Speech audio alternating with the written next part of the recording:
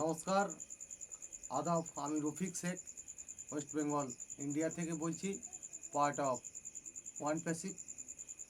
আমি সর্বপ্রথমে জানাই আমাদের সিও অ্যাশমুখারি স্যারকে অসংখ্য অসংখ্য ধন্যবাদ জানাই অপি চলপাল্টাই এর মেন্টর গৌতম লস্করকে।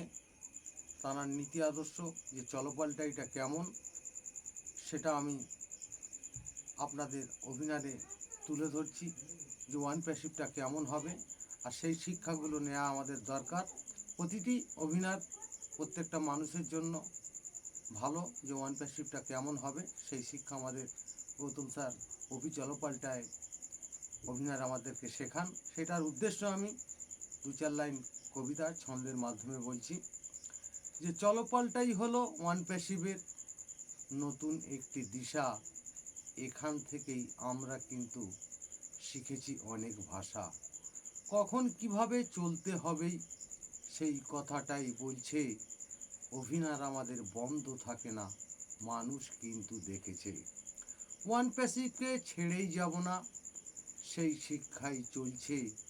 নতুন জীবন শুরু করবই, এই কথাটাই বলছে। ভালো জায়গায় ভালোই কথা সব সময়ই চলবে। চলো পাল্টাই সবার কাছে মধুর মতোই থাকবে। যেখানে যাবই বলতে পারবই এই গ্রুপের নাম।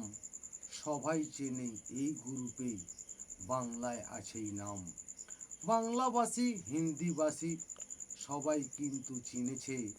বাংলার বুকে চলো পাল্টাই সবাই কিন্তু দেখেছে। যারা আমাদের ছেড়েই গেছে তারাই আসবে চলে।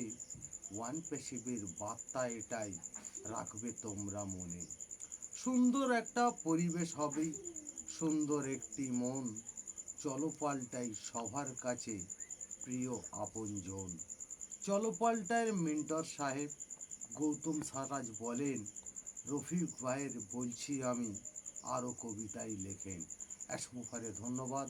ওয়ান প্যাসিভ জিন্দাবাদ। আপনাদের যদি ভালো লেগে থাকে লাইক কমেন্ট শেয়ার করুন। ধন্যবাদ।